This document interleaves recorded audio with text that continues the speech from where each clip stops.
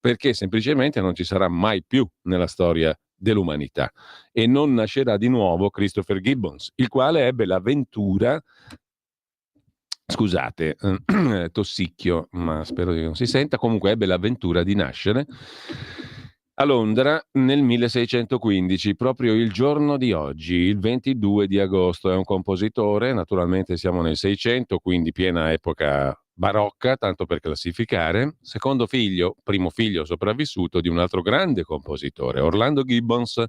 Ascoltiamo qui una fantasia suite e non dico altro perché bisogna solo aprire le orecchie e godere con l'accento sulla O.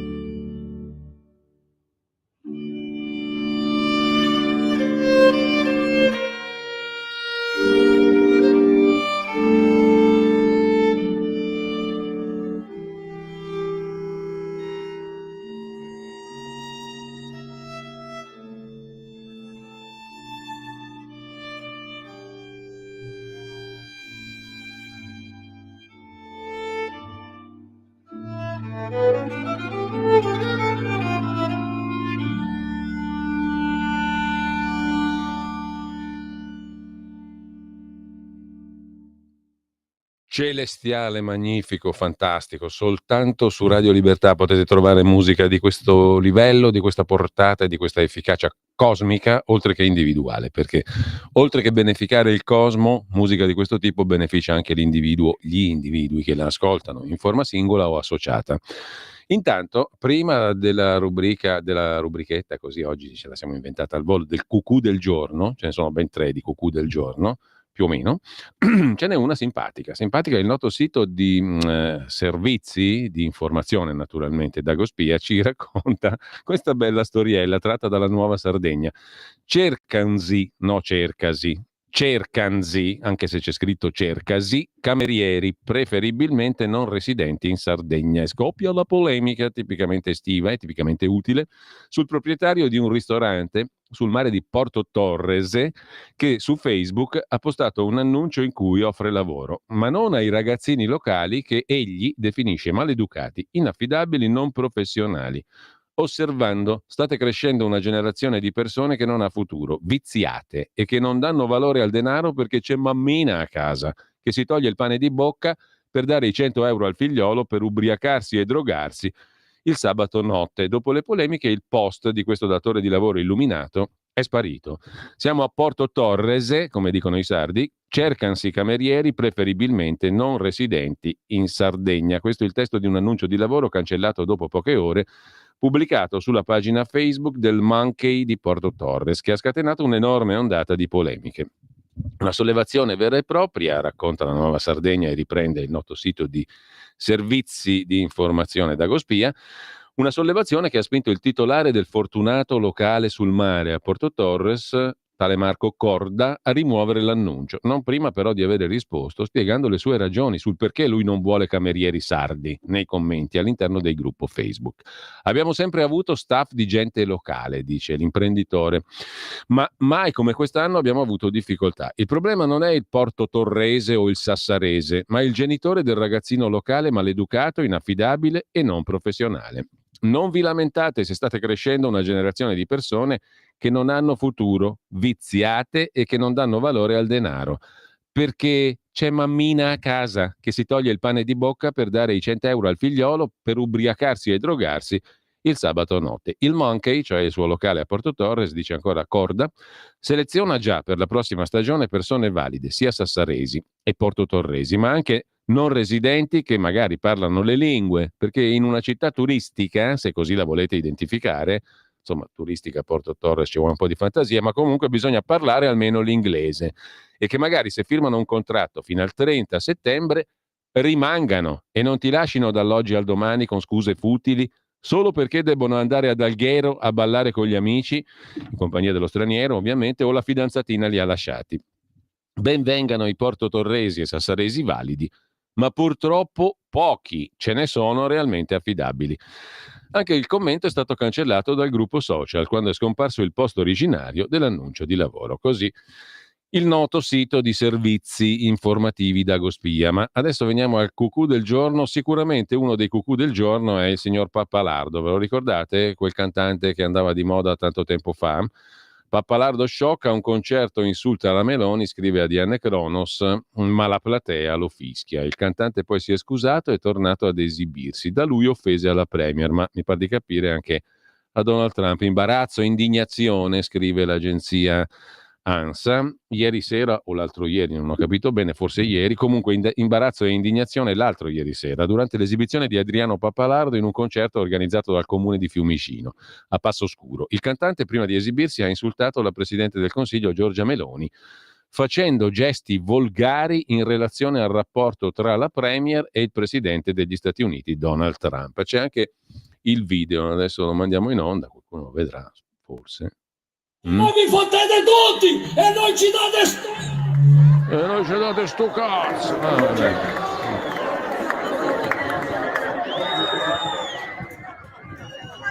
No, perché adesso sapete che cosa dicono? Attenzione, che no, lo so, non siamo tutti dello stesso, fischiate pure, tanto se la potete prendere nel culo, prendete, che vi devo dire? Purtroppo i politici hanno tutto, a noi ci lasciano nella merda, se uno di noi c'è meno non ci sono soldi, loro si curano nelle migliori cliniche, Berlusconi ha campato 100 anni perché aveva i soldi, se uno si ammala di qualcosa muori e state zitto. Adesso vi canto la canzone e vediamo un argomento, vai! Ma insomma, il premio QQ è fin troppo poco per un personaggio così. La piazza non ha gradito, ha ricevuto i fischi. Il cantante ha fatto dietro fronte, ha chiesto scusa. Doppio QQ al quadrato, anzi al cubo.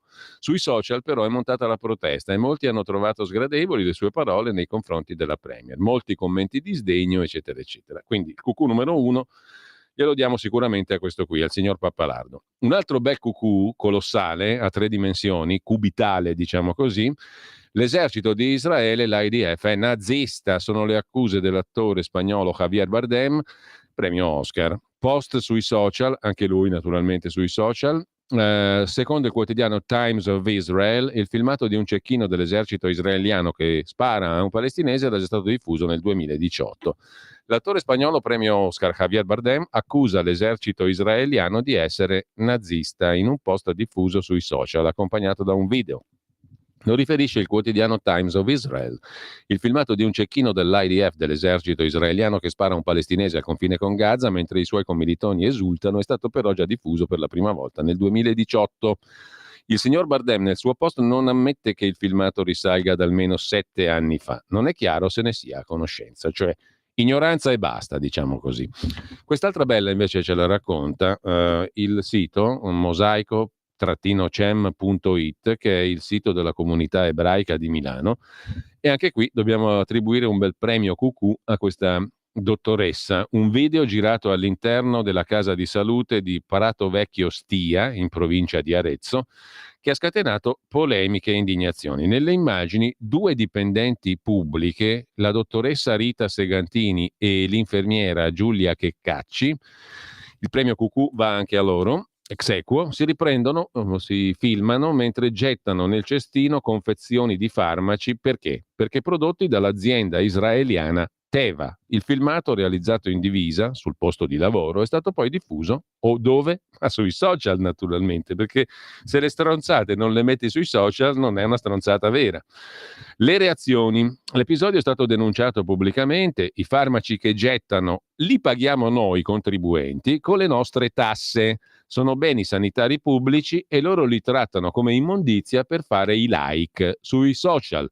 Questa non è libertà di opinione e non è dissenso terapeutico, è una vergogna istituzionale, si legge in uno dei commenti circolati online. Lo trovate l'articolo in apertura su mosaico-cem.it, il sito ufficiale della comunità ebraica milanese. Il gesto viene descritto come una vera e propria messa in scena consapevole, compiuta dentro una struttura sanitaria pubblica e dunque doppiamente grave, non solo per lo spreco dei beni sanitari, ma anche per l'utilizzo del camice e del ruolo medico a fini propagandistici. Con una lettera indirizzata al Ministero della Salute, il ministro Schillaci e alla direzione della Casa della Salute, l'Associazione Medica Ebraica ha espresso viva preoccupazione per l'accaduto, sottolineando: è evidente che il gesto non sia stato casuale, ma compiuto con l'intento di invitare al boicottaggio di farmaci prodotti in Israele. Questo appare particolarmente grave perché i farmaci non devono essere strumenti di politica, di polemica politica o ideologica. Sono beni fondamentali per curare i cittadini, devono essere rispettati. Nella stessa nota si sottolinea che i medicinali sono beni pubblici, acquistati con la spesa a carico dello Stato, cioè di tutti i contribuenti italiani, e che se non utilizzabili devono essere smaltiti secondo le procedure previste. Gettarli nel cestino significa compiere un gesto di disprezzo simbolico, ma anche recare un danno alla comunità. Sulla vicenda, infine, è intervenuta anche Yehoshua Bubola Levi de Rothschild, professionista del settore farmaceutico legato all'azienda israeliana Teva, che ha ridimensionato le ragioni dell'ipotetico boicottaggio. La maggior parte dei farmaci Teva non sono prodotti in Israele. Molti principi attivi vengono realizzati e confezionati in paesi europei, ma boicottare Teva significa colpire 20.000 impiegati europei e l'intera industria farmaceutica europea. Levi de Rothschild ha sottolineato il ruolo centrale di Israele nell'innovazione scientifica. Israele, pur rappresentando solo lo 0,2% della popolazione mondiale, contribuisce a circa il 10% della ricerca medica globale. Chi propone un boicottaggio scientifico o industriale verso Israele lo fa a discapito della salute di tutti. Anche qui il premio QQ va attribuito al quadrato, alla dottoressa e all'infermiera, quelle due belle tizie qui, perché dopo la diffusione del video cosa hanno fatto? Come il pappalardo, si sono scusate naturalmente. Le due professioniste hanno pubblicato un secondo filmato di scuse, palesemente sotto pressione della direzione sanitaria della struttura pubblica, cioè pagata da noi, precisando di non aver agito durante l'orario di lavoro e di non avere intenti propagandistici, salvo contraddirsi nei pochi minuti di dichiarazione, affermando che tutto questo facesse parte di una campagna più ampia, una giustificazione che molti osservatori hanno definito imbarazzante e insufficiente rispetto alla gravità dell'accaduto. Adesso ce la vediamo. Però ci vediamo anche, buttano i farmaci nel cestino, il gesto. Beh, il gesto è questo qui, quello che potete vedere qua. Buttano i farmaci nel cestino, andiamo sulla... eccolo qua. Veloce, semplice, ma mi sa che non sentiamo niente, per cui torniamo da dove eravamo partiti. Però il gesto della dottoressa, se riuscite a vederlo, eccolo qui, lo rifacciamo il tentativo, è quello semplicemente di far vedere che questo qui è un farmaco israeliano e quindi lo buttiamo nel cestino, cari amici. Quanto alle scuse, questo è accaduto nella struttura di Prato Vecchio Stia, la Casa della Salute, struttura pubblica in provincia di Arezzo. Dopodiché abbiamo le simpatiche scuse delle due protagoniste. Eccovele qua. Buonasera. Questo video è per chiedere scusa da parte nostra per tutte le persone che si sono sentite offese dal nostro video e per i modi con cui è stato girato questo video. E il video faceva parte in realtà di una campagna più ampia e i farmaci che sono stati gettati In realtà sono qua, come potete vedere, non volevamo assolutamente offendere nessuno, coinvolgere l'azienda, coinvolgere i colleghi della Casa della Salute. Abbiamo finito il nostro lavoro all'incirca alle 16:30 con l'ultimo appuntamento e il video più o meno è stato girato un'ora dopo, quando tutti i compiti erano stati assolti. Ci dispiace veramente tanto del fraintendimento che abbiamo creato. Fraintendimento.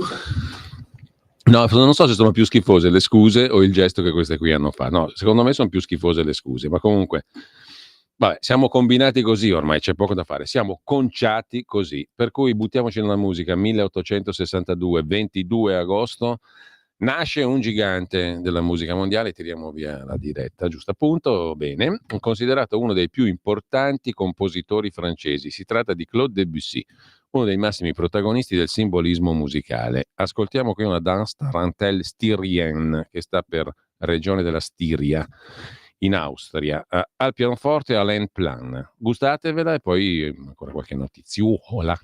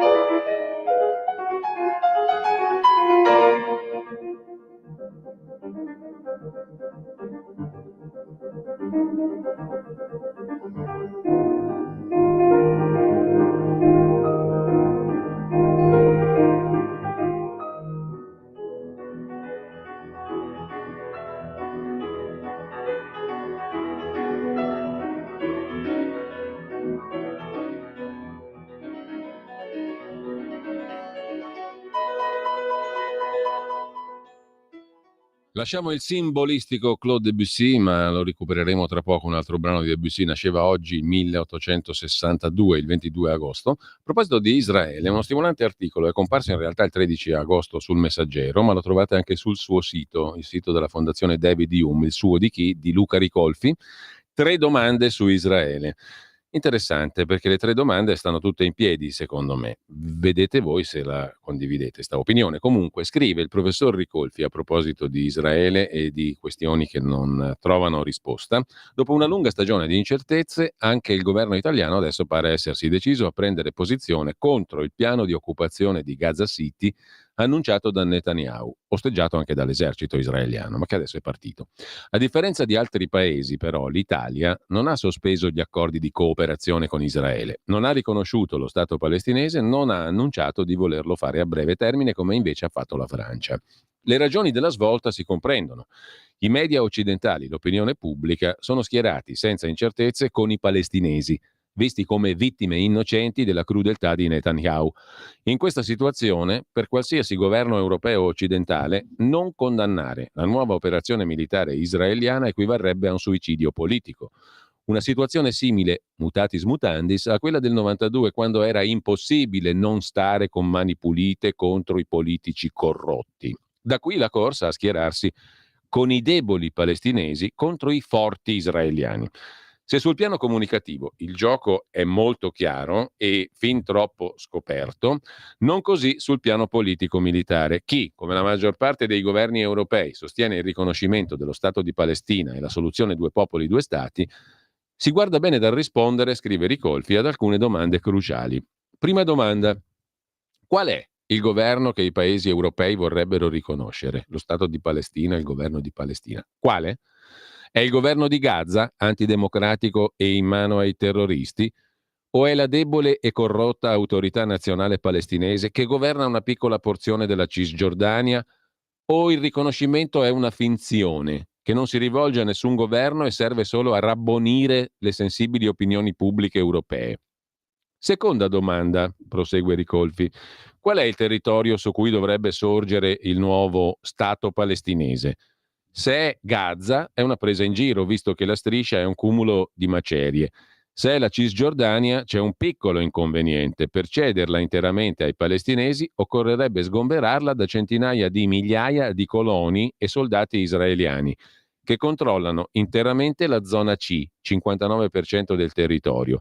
Hanno il controllo militare della zona B, 24% del territorio, e con innumerevoli posti di blocco sorvegliano tutti gli spostamenti fra le oltre 200 aree separate che costituiscono le zone A e B in cui vivono la maggior parte dei palestinesi. Terza domanda, scrive Ricolfi ancora: esiste un percorso politico-diplomatico-militare che ha ragionevoli possibilità di imporre la soluzione dei due stati?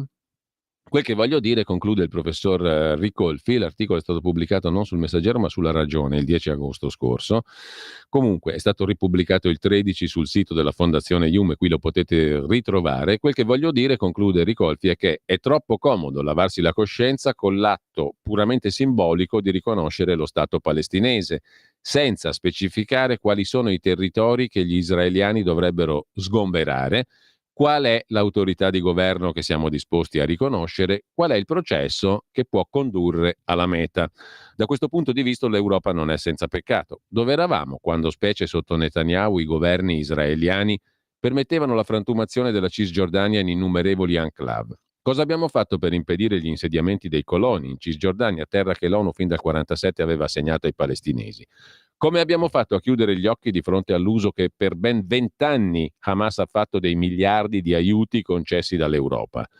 Sono tutti interrogativi, osserva infine Ricolfi, che nessun governo europeo finora ha avuto il coraggio, a cui nessun governo europeo finora ha avuto il coraggio di rispondere.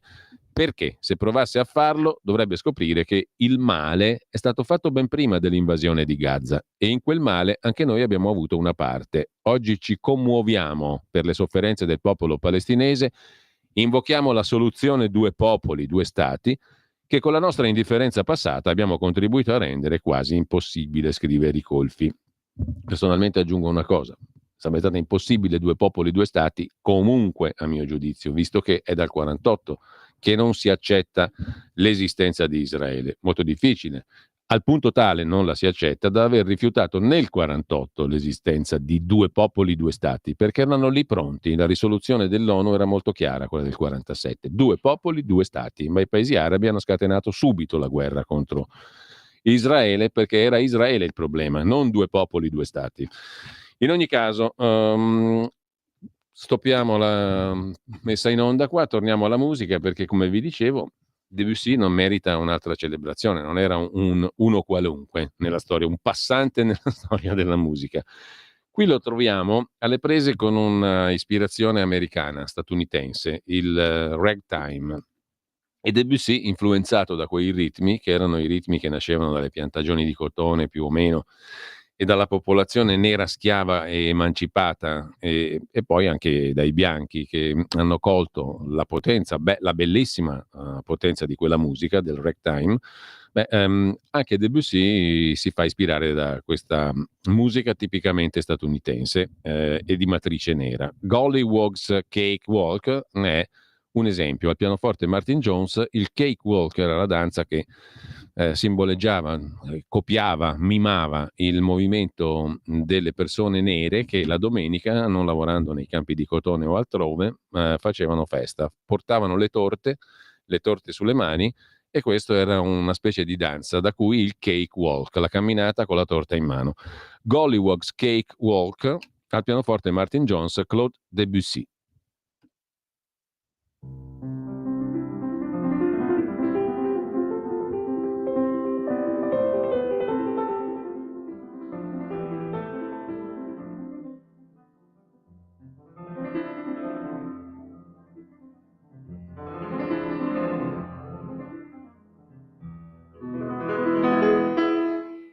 Mea culpa, abbiamo fatto un salto per cui la regia non si è attrezzata in tempo. Questo è Dr. Gradus ad Parnassum, ce lo mandiamo dopo. Questo Golliwogs Cakewalk invece lo riprendiamo adesso, ovvio. La spiegazione di prima vale ancora. E questo è un altro pezzo dalla suite per pianoforte Children's Corner. Al pianoforte c'era Lang Lang, ma lo riascoltiamo dopo. Lo ascoltiamo subito dopo, non c'è problema. Siamo pronti con quell'altro? Non ancora? No. Cosa dobbiamo fare? Che succede? Perché non parte? Cosa è successo? Non va? E allora se non va, mandiamo quello di prima. Intanto lo facciamo andare dopo. Se non va. Se va, va. Se non va, non va. È tautologica la cosa. Allora torniamo al Dr. Gradus ad Parnasson, suite per pianoforte Children's Corner, al pianoforte Lang Lang, celeberrimo pianista cinese. Buon ascolto comunque, ma poi lo recuperiamo, il Golliwogs Cakewalk, perché è una curiosità ed è anche bello.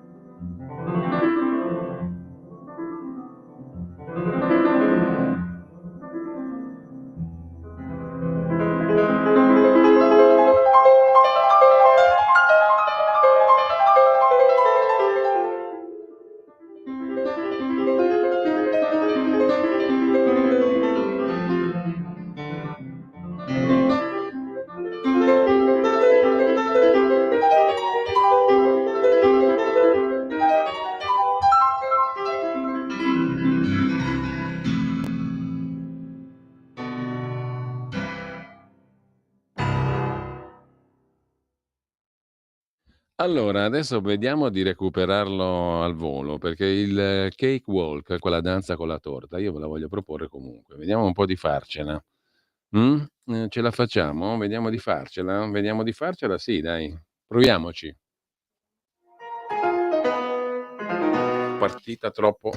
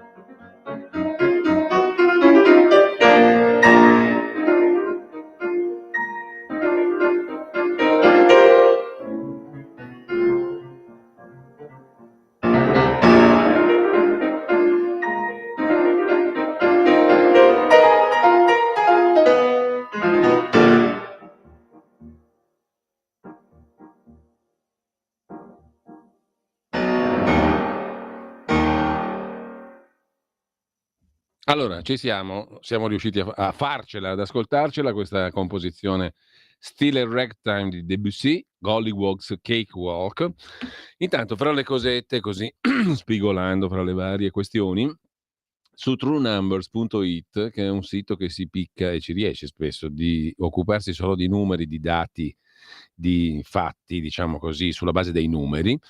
3.400 Roma, Milano tra campi e insediamenti, a Roma sono 6.250 in totale, 4.000 in insediamenti formali. A Milano siamo invece a 3.400 appunto, ma solo 700 in insediamenti formali.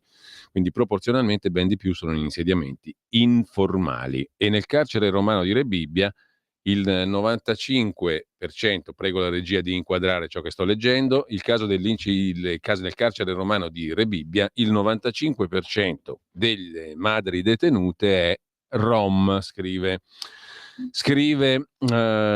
il sito truenumbers.it. A Milano il caso dell'incidente in cui ha perso la vita Cecilia De Astis, 71 anni, ha riportato l'attenzione sulle comunità rom e sinti, che troppo spesso entrano nel dibattito pubblico solo in seguito a fatti di cronaca. In Italia, secondo stime contenute nella Strategia Nazionale di Uguaglianza, Inclusione e Partecipazione Rom e Sinti 2021-2030, vivono tra 120.000 e 150.000 persone appartenenti a questi gruppi, una presenza radicata e tutt'altro che marginale. La maggior parte di Rom e Sinti ha cittadinanza italiana, distribuzione sul territorio disomogenea. Oltre la metà risiede nel centro-nord, con concentrazioni nelle aree metropolitane, il resto nel mezzogiorno. La rilevazione dei dati non è semplice, scrive ancora truenumbers.it, perché non è possibile in Italia raccogliere informazioni ufficiali basate sull'appartenenza etnica e le comunità presentano condizioni abitative e stili di vita molto diversi, da case ordinarie a insediamenti formali o informali, con una mobilità che rende difficile il monitoraggio preciso. Dietro le immagini che spesso accompagnano i servizi televisivi sugli accampamenti c'è però una realtà più complessa. La mappatura realizzata da ANCI Cittalia, ANCI è l'associazione dei comuni, nel 2017 contava in Italia 516 insediamenti abitati da Rom e Sinti, il 48% costituito da aree informali, circa la metà, o non riconosciute, il 15% da insediamenti spontanei riconosciuti dai comuni, il restante 36% campi attrezzati, in totale 30.000 persone.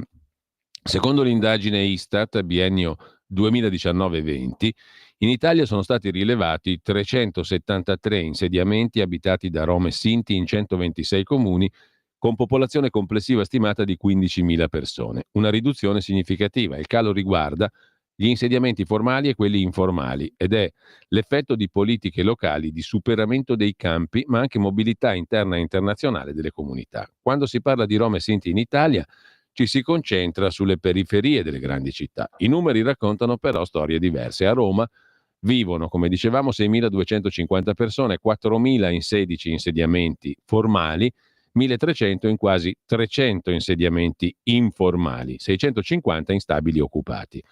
Milano ha 3.400 Rom e Sinti, con distribuzione opposta rispetto a Roma, soltanto 700 in 7 campi formali e ben 2.700, il doppio di quelli di Roma, in 130 informali.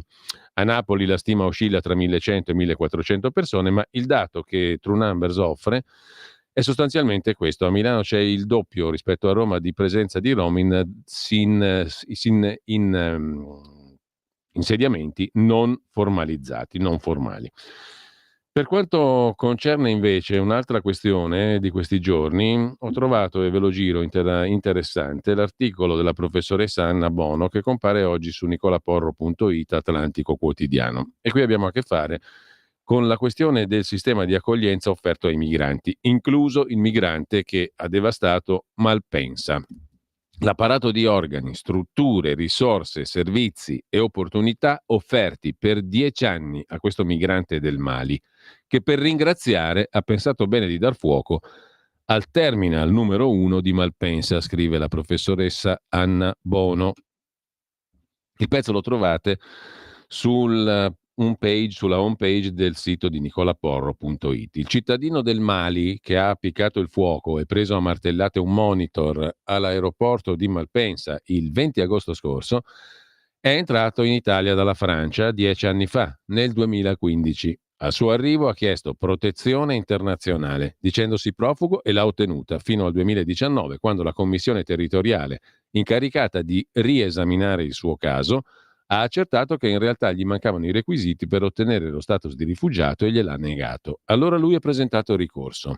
La Cassazione gli ha dato ragione.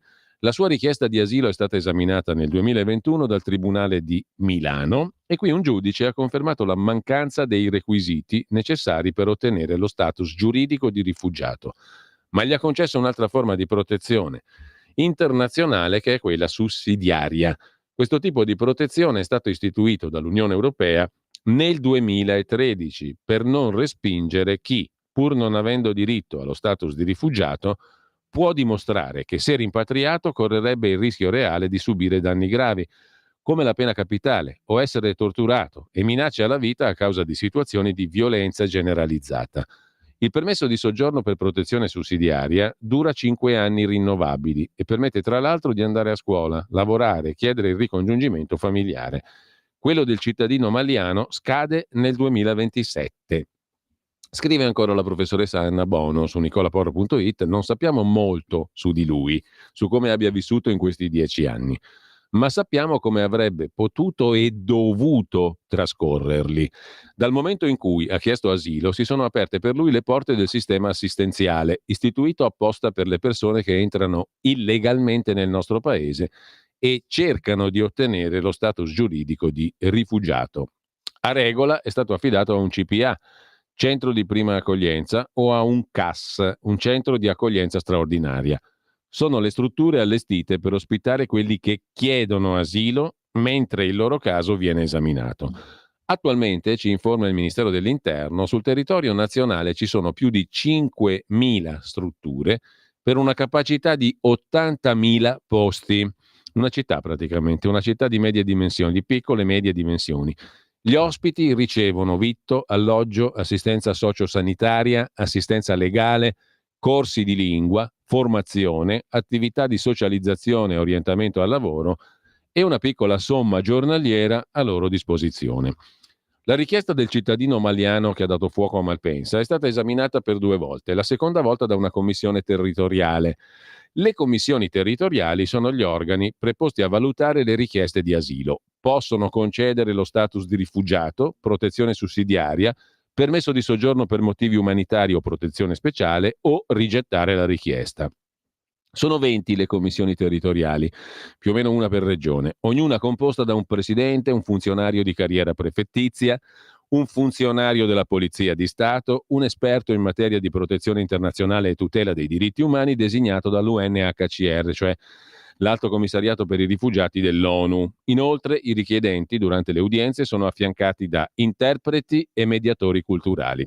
Dopo aver ottenuto protezione internazionale, il cittadino straniero ha diritto ad essere inserito nel SAI. Che cos'è? È il sistema di accoglienza e integrazione, dove può rimanere per 6 mesi rinnovabili e anche oltre, se lo giustificano certe condizioni, per esempio terminare un ciclo di studio o di formazione. Anche il cittadino maliano che ha dato fuoco a Malpensa, arrivato dalla Francia, ha potuto usufruirne. Al 31 luglio 2025 sono 870 i progetti SAI, 624 ordinari, 206 per minori non accompagnati, 40 per persone con disagio mentale o disabilità. Sono affidati questi 870 progetti a 735 enti locali titolari del progetto, 646 comuni, 15 province, 25 unioni di comuni, comprese Comunità Montane, Unione Montani di Comuni e altri 49 enti. Quando la sua richiesta di asilo è stata respinta nel 2019, il cittadino maliano, quello di Malpensa, è ricorso con successo in Cassazione. Sicuramente, scrive la professoressa Anna Bono su nicolaporro.it, usufruendo del gratuito patrocinio che viene concesso agli stranieri, anche irregolari, alle stesse condizioni poste per i cittadini italiani, vale a dire con un reddito inferiore a 13.659,64 euro, con la differenza che a uno straniero è consentita l'autocertificazione, purché dimostri di aver fatto richiesta di certificazione al proprio consolato senza aver ottenuto risposta.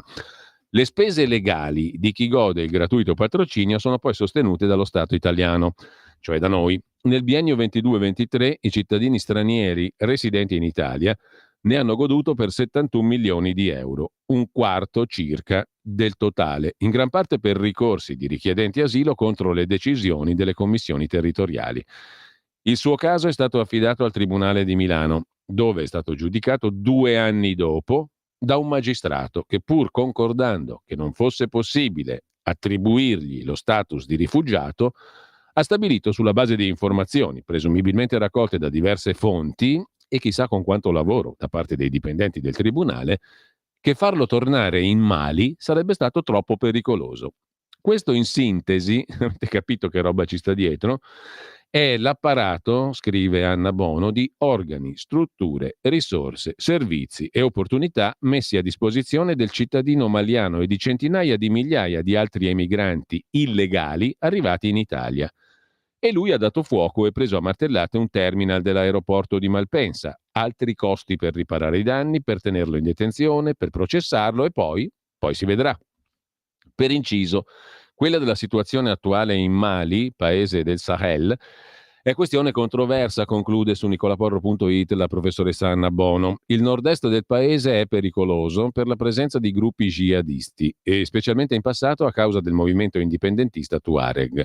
2 colpi di stato militari a pochi mesi di distanza, nel 20 e nel 21, hanno rovesciato il governo e l'hanno sostituito con una giunta militare. Nei giorni scorsi è stato sventato un nuovo tentativo di golpe. La questione controversa riguarda la sicurezza. La giunta militare, guidata dal colonnello Assimi Goita, assicura di essere riuscita a ridurre la minaccia jihadista con il valido aiuto in tecnologie, armi e mercenari russi. I dati disponibili non lo confermerebbero, però, conclude la professoressa Bono, e anzi all'esercito del Mali e ai russi, ex Wagner, oggi African Corps, si muovono accuse di esecuzioni sommarie, torture, sparizioni, di cui sarebbero vittime i Fulani, una etnia che secondo la giunta militare collabora con il più temuto gruppo jihadista della regione, il JNIM, affiliato ad Al-Qaeda. Così la professoressa Anna Bono su nicolaporro.it. Ora un altro po' di musica, speriamo che il computer ce la mandi buona.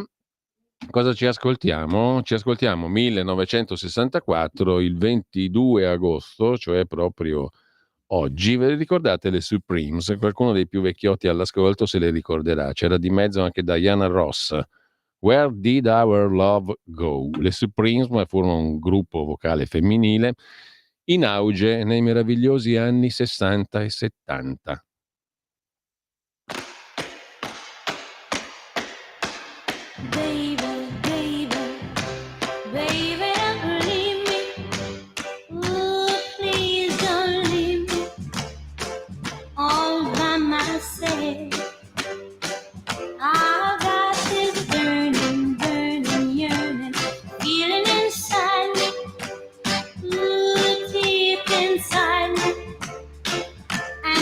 So bad, you came into my heart so tenderly, with a burning love that seems like a bee. Now that I've surrendered so helplessly, you now wanna leave. Ooh, you wanna leave me.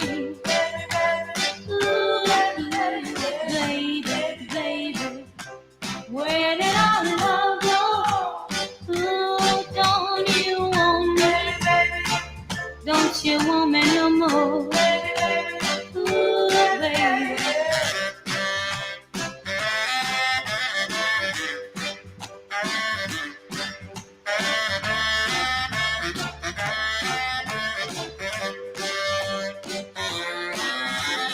Baby, baby, where did our love go?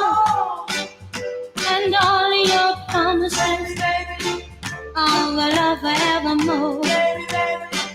I've got this burning, burning yearning feeling inside me, ooh, deep inside me, and it hurts so bad.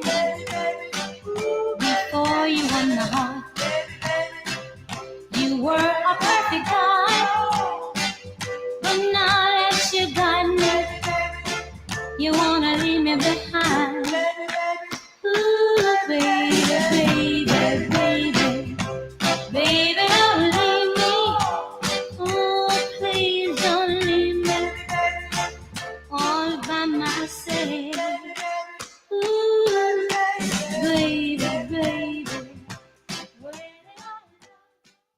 Allora, lasciamo le Supremes al loro destino che si è già compiuto, peraltro, da lunga pezza. Un altro articolo interessante compare sul sito diretto da Gian Andrea Gaiani, analisidifesa.it. La domanda è molto semplice: quanti sono i caduti nella guerra in Ucraina finora? La questione non è semplicissima, però dare una risposta a questa domanda non è facile. Stabilire con un'accuratezza ragionevole quante perdite abbiano subito le forze armate della Russia e dell'Ucraina nel conflitto in atto da 3 anni e mezzo è sempre stata un'impresa ardua, se non impossibile, scrive analisidifesa.it. L'Ucraina e la Russia dicono ben poco circa i propri morti e feriti e quanto rilasciano informazioni in proposito, quando rilasciano informazioni di questo tipo, queste rischiano di apparire volutamente improntate al ribasso per motivi di ovvia propaganda e di tenuta del fronte interno. Lo stesso avviene quando si tratta di stimare le perdite del nemico. Secondo Mosca, quelle ucraine avrebbero già superato da tempo 1 milione di morti e feriti. Secondo l'Ucraina, i russi avrebbero raggiunto questo numero all'inizio dell'estate. Di 1 milione di morti e feriti russi ha parlato il bollettino quotidiano del Ministero della Difesa britannico. Analisidifesa.it ha spesso riportato analisi e valutazioni sulle perdite dei belligeranti, citando fonti diverse, senza pretesa di essere attendibile. Però in molti casi è stato evidenziato come molto probabile il fatto che le perdite ucraine siano di gran lunga più alte di quelle russe. Non solo perché Mosca ha sempre potuto contare su una maggior potenza di fuoco 6 o 7 volte superiore a quella ucraina e dispone di un supporto aereo che permette di lanciare migliaia di bombe guidate sulle postazioni e sulle retrovie ucraine e schiera volontari certamente meglio addestrati di molti coscritti ucraini, ma anche perché, come hanno testimoniato diversi resoconti sui canali Telegram militari ucraini e sui media internazionali, gli ucraini non sono quasi mai riusciti a offrire ai propri reparti un servizio di rapido intervento e di evacuazione sanitaria dalla prima linea in grado di mantenere in vita molti feriti. E poi negli scambi delle salme dei caduti russi hanno fornito sempre un numero maggiore di corpi di quanti ne abbiano ricevuti indietro. Soltanto quest'anno, a fronte di oltre 6.000 corpi di soldati ucraini consegnati dai russi, le salme di militari che l'Ucraina ha restituito a Mosca sono state pari a meno di un centinaio. Al di là di queste valutazioni, analisidifesa.it, lo trovate in home page, riporta i dati di 2 fonti diverse, ma che entrambe basano le loro stime sui necrologi, sulle commemorazioni dei caduti anche nelle scuole e su notizie relative a ogni singolo caduto apparse su media e social, sia ucraini che russi. Mediazona, pubblicazione online con sede nei paesi baltici, considerata ostile dal governo russo, insieme alla BBC Russian Service ha stimato i caduti russi, dal 24 febbraio del 22, inizio della guerra, al 29 luglio, in almeno 121.507 caduti, di cui 9.800 tra il 1 gennaio e il 29 luglio di quest'anno. Con un elenco compilato attingendo da fonti verificate e pubblicamente disponibili, tra cui post sui social media di familiari, notiziari locali e annunci ufficiali delle autorità regionali. Mediazona precisa che l'elenco non è esaustivo perché non tutte le morti militari diventano di dominio pubblico. Sul fronte opposto, il canale ucraino wartears.org ha tenuto conto dei dati raccolti sui caduti ucraini e sui modelli matematici, stima che dall'inizio dell'operazione militare speciale russa al 14 agosto scorso siano stati uccisi 767.385 militari ucraini e 14.451 siano prigionieri e le forze armate di Kiev dispongano di 513.174 militari, incluse le forze territoriali. Dunque, la stima di Mediazona, sottolinea analisidifesa.it, che è una pubblicazione considerata ostile dal governo russo, parla di 121.507 morti per parte russa dall'inizio della guerra e d'altra parte invece il canale ucraino wartears.org parla di 767.000 militari ucraini morti, 14.451 prigionieri, quindi 120.000 caduti per la Russia, 767.000 solo militari per l'Ucraina. Questo racconta analisidifesa.it. Togliamo lo schermo, la schermata, torniamo alla musica perché sono già le 11:39, il tempo avanza inesorabile.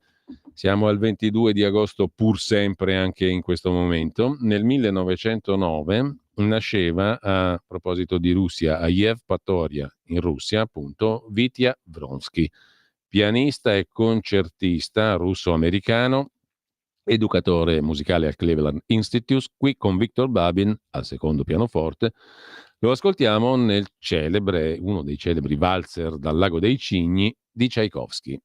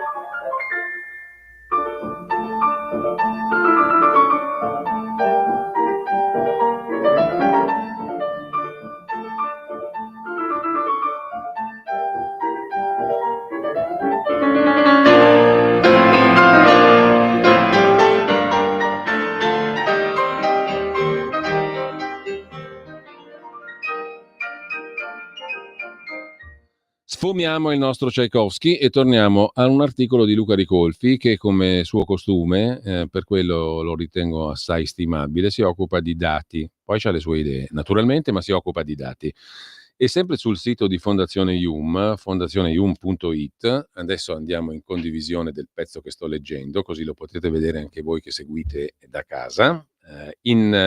Sul sito, dicevo, di fondazionedavidium.it, il professor Ricolfi si è occupato anche della crescita della violenza giovanile. Dopo l'orrendo episodio, allucinante episodio di 4 bambini di 11-13 anni rom e non imputabili, perché 13enni al massimo, che hanno rubato e svaligiato l'auto di un turista francese a Milano e con l'auto rubata hanno investito e ucciso una povera donna 71enne che faceva anche assistenza sociale. In Francia, un paio di settimane fa, scrive Ricolfi, per limitare le aggressioni e lo spaccio, una quindicina di città hanno imposto il coprifuoco per i ragazzini. i quali ragazzini non potranno più girare di notte non accompagnati da adulti. E non passa giorno senza che le cronache riferiscano di risse fra baby gang, assalti delle forze dell'ordine, accoltellamenti fra minorenni. La domanda è: sono i media che alimentano la percezione di aumento della violenza minorile o c'è qualcosa di reale? Le opinioni si dividono, i conservatori tendono a pensare che la criminalità minorile sia in aumento, i progressisti chiamano in causa i media e il loro potere di suggestione. A prima vista la versione progressista, scrive Ricolfi, ha molte frecce al suo arco, ma andando a vedere i dati, tra l'altro nota Ricolfi, è toccato a una scrittrice, Susanna Tamaro, a scrivere che l'uso eccessivo dello smartphone riduce il volume cerebrale nei bambini e negli adolescenti nelle regioni subcorticali, che sono le regioni che aiutano a regolare il comportamento e a controllare le emozioni. Ne avevamo parlato anche noi in una puntata di Autodafè, se ricordate, con un grande neuroscienziato che si occupa di giovani e di adolescenza. In ogni caso, l'aumento della violenza minorile alla fine dei conti è reale o è puramente ipotetico? E se è reale, i suoi tempi sono quelli che in tutto l'Occidente hanno governato l'espressione dei disturbi a partire da ansia e depressione o sono tempi diversi? Insomma, il decollo di internet e social media c'entra oppure no? I dati finora disponibili, osserva Ricolfi, non consentono di dare una risposta rigorosa a tutti gli interrogativi, però qualcosa possiamo dire. E le due cose che si possono dire sono interessanti, nota Ricolfi. Primo, negli Stati Uniti gli omicidi commessi da minorenni sono letteralmente esplosi, più 65% fra 2016 e 2022, e sono in aumento anche i delitti commessi da minori con armi da fuoco o altre armi. E questo al di là dell'Oceano Atlantico, negli States. In Italia è il secondo dato che offre Ricolfi. In Italia, fra il 2019, ultimo anno pre-Covid, e oggi si fa per dire perché gli ultimi dati disponibili sono relativi al 2023, i reati di aggressione commessi da minorenni sono tutti in aumento, almeno a giudicare da quelli per i quali si hanno dati aggiornati al 23-24. In ordine di velocità di crescita: minaccia più 13,7%, cioè reati compiuti da minorenni. Minaccia più 13%, lesioni dolose più 35%, violenza sessuale più 38,8%, percosse più 40%, rissa più 57%, rapina più 78% e infine omicidio, aprite bene le orecchie, più 84,2%. Come si vede, il primo posto di questa triste classifica, anche in Italia, dei reati dei minorenni, è occupato dagli omicidi, esattamente come negli Stati Uniti. E a quanto pare stavolta sono i conservatori a vederci giusto, scrive il professor Ricolfi nel suo articolo che trovate su fondazioneium.it. Mentre abbiamo parlato l'altro giorno di vaccini, di commissione consultiva sui vaccini del ministro della salute Schillaci, che prima la nomina e poi la disnomina perché dentro ci sono due che non sono in linea con gli altri che dicono che sono due Novax. Ebbene, non sono un Novax, lo ha scritto uno dei due, il dottor Eugenio Serravalle, al quotidiano Sanità, quotidianosanità.it. Anche questo lo trovate in home page sul sito di quotidianosanità.it. E il dottor Eugenio Serravalle, finito nel mirino appunto perché tacciato di Novax, scrive a chiare lettere: non sono un Novax. Ma vediamo cosa scrive, senza fare il riassunto. Gentile direttore, scrive il dottor Serravalle, in riferimento agli articoli apparsi sul suo giornale in cui sono stato definito Novax, chiedo, ai sensi dell'articolo 8, legge 47 del 48, legge sulla stampa, la pubblicazione della seguente rettifica. Il termine Novax è denigratorio e diffamatorio. Io non ho mai sostenuto l'inutilità dei vaccini e delle vaccinazioni, né come protezione personale, né come strumento di sanità pubblica. Sono medico specialista, scrive il dottor Serravalle, in pediatria preventiva, puericultura, patologia neonatale, con una lunga e rispettabile carriera professionale e senza aver mai subito provvedimenti disciplinari. Sono attaccato con illazioni obiettivamente infondate, del tutto estranee al mio pensiero e agire, in particolare perché dichiaro di fare esplicito riferimento al metodo scientifico e chi non lo pensasse può mettermi subito alla prova, perché chiedo da anni confronti scientifici basati su prove impegnandomi in prima persona a presentare non opinioni, ma dati, fatti e prove e documentazione solida e aggiornata. Terzo, sono attaccato perché assicuro che se in tali confronti scientifici mi fossero presentate prove più valide e forti di quelle che conosco, lo ammetterei in modo pubblico e formale. Penso dunque, scrive il dottore Eugenio Serravalle, uno dei 2 reprobi che erano stati nominati e poi disnominati da Schillaci nella commissione consultiva sui vaccini, la NITAG, penso di avere diritto, scrive il professor Serravalle a quotidianosanità.it, a un confronto scientifico, civile e senza pregiudiziali. Auspico che il suo giornale apra con me, sulla testata, uno spazio di equo confronto scientifico sui temi di interesse, in contraddittorio con chi riteneste utile coinvolgere. In assenza di pubblicazione entro i giorni con le modalità previste, mi troverei nella necessità di agire nelle sedi opportune, ma giustamente, correttamente, quotidianosanità.it ha pubblicato questa lettera del dottore Eugenio Serravalle, uno dei 2 reprobi, appunto, tacciati di Novax della commissione consultiva nominata e poi cancellata dal ministro Schillaci. Mentre a proposito di sanità, già che ci siamo, vi segnalo sempre sulla stessa testata online, quotidianosanità.it, un interessante articolo di Luciano Fassari sulle sfide per la sanità in vista dell'autunno. Come è noto, scrive Fassari, l'autunno è sempre caldo, politicamente, anche sul fronte sanità, e per la sanità, come ogni anno, i nodi da sciogliere nell'ultimo quadrimestre dell'anno sono molti. Punto per punto i principali temi li passa in rassegna Luciano Fassari su quotidianosanità.it. L'autunno è sempre caldo, per la sanità i nodi da sciogliere sono molti, al rientro dalle ferie si aprirà la stagione della manovra finanziaria. Per la sanità la sfida sarà mantenere i 4 miliardi di aumento stanziati nella scorsa legge di bilancio, ottenere qualche risorsa in più, come annunciato dal ministro Schillaci. Siamo a 6 miliardi complessivi annunciati per il 2026.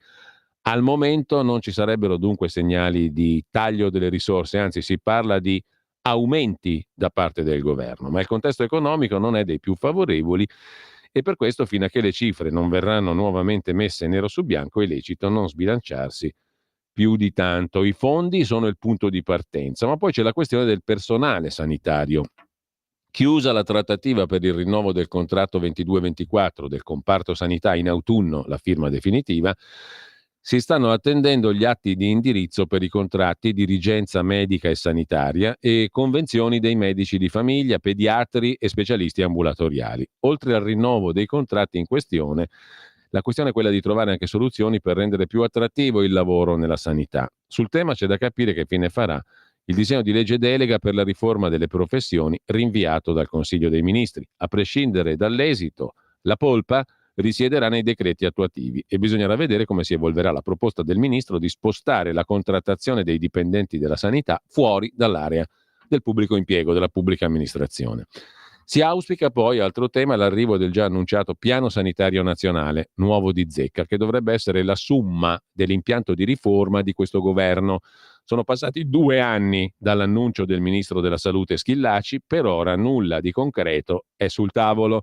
Atteso anche il nuovo piano criticità, così come il piano salute mentale, che il ministro ha dichiarato di voler finanziare. Molta attesa per la riorganizzazione di ospedali e territorio su cui era stato predisposto un tavolo di lavoro nel 23. In questo contesto bisognerà capire se avrà seguito la proposta delle regioni di riforma della medicina generale con introduzione del rapporto di dipendenza. Bisognerà anche vedere come andrà sul lato delle liste d'attesa, altro temone di quelli soliti, classici, oggetto di grandi polemiche nella prima parte dell'anno tra Ministero e regioni. Così come da analizzare anche nella seconda parte dell'anno sarà lo stop ai gettonisti e l'impatto sulle strutture.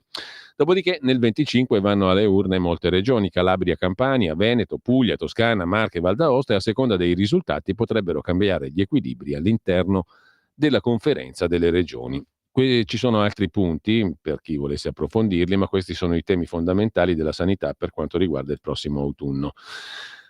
Intanto, tra le varie notizie, articoli interessanti, mica è tramontata la storia dell'euro digitale. Se ne occupa in home page Huffington Post, ovvero il sito huffingtonpost.it.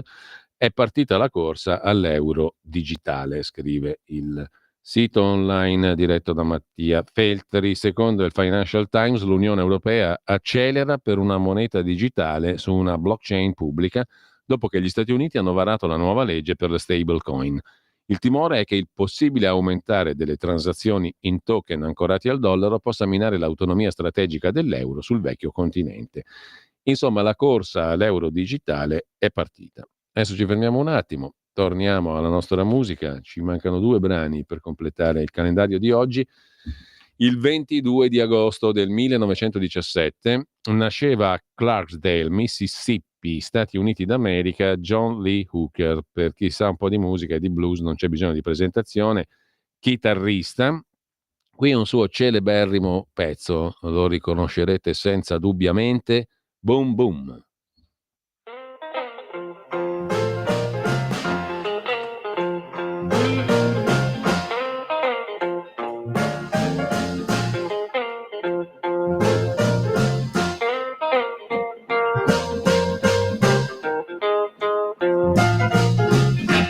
Boom, boom, boom, boom. I'm gonna shoot you right down, right off of your feet. Take you home with me, put you in my house. Boom, boom, boom, boom. Ow, how, how, how. Mm-hmm. Mm-hmm. I love to see you strut up and down the floor when you're talking to me. That baby talk, I like it like that. Oh, yeah. Talk that talk. Walk that walk.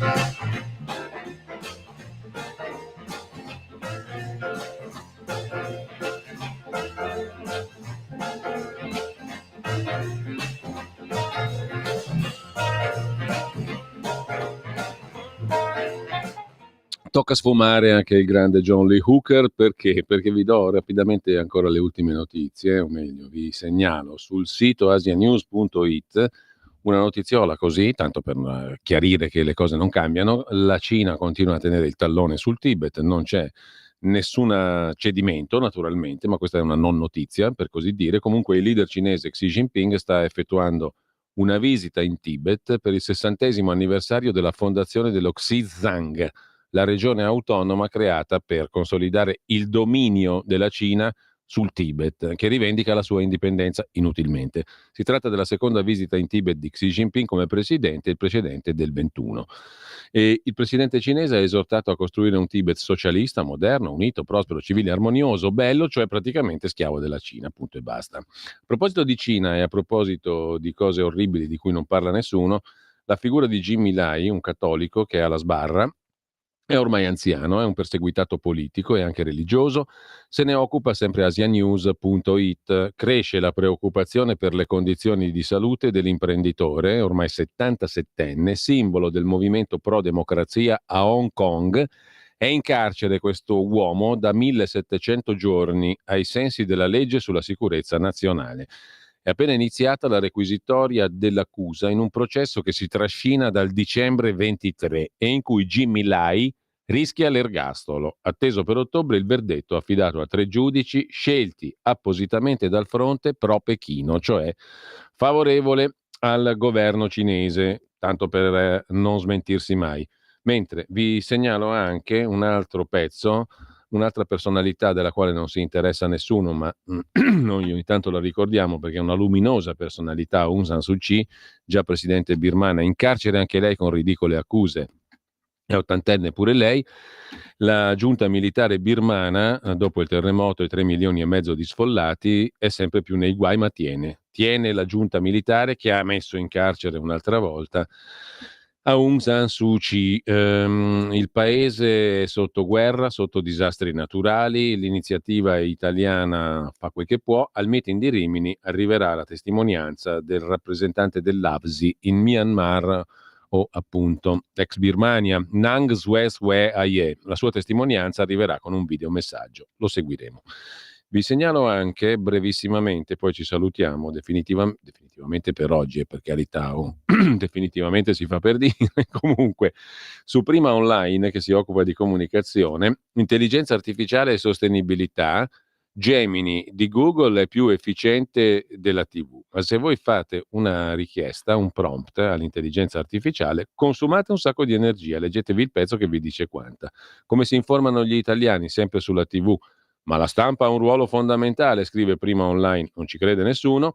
E poi arcipelagomilano.org. L'articolo è vecchiotto perché è dell'8 luglio 25. L'autore pure è un ottantenne splendido, di cervello strafino, Luca Beltrami Gadola, e si occupa della giunta milanese che ha perso la sinistra. C'è qualcuno che continua a dire che la giunta di Milano sia di sinistra. Mica per niente, scrive e argomenta inappuntabilmente Luca Beltrami Gadola. Questo sulla questione degli scandali immobiliari e via dicendo. Giudiziariamente si stanno ridimensionando, ma qui la lettura è politica. La giunta milanese ha perso la sinistra, e la sinistra di Beltrami Gadola era una bella sinistra, di quelle sane. Ci salutiamo qua, sono già le 12, ma facciamo in tempo anche ad ascoltare l'ultimo pezzo di oggi, Dale Hawkins. 1938, 22 agosto. Oggi nasceva lui, cantante rock e cantautore americano, a St. Mary Parish in Louisiana, e ascoltiamo il suo più celebre pezzo, Susie Q. Ve lo ricorderete senza dubbio anche questo.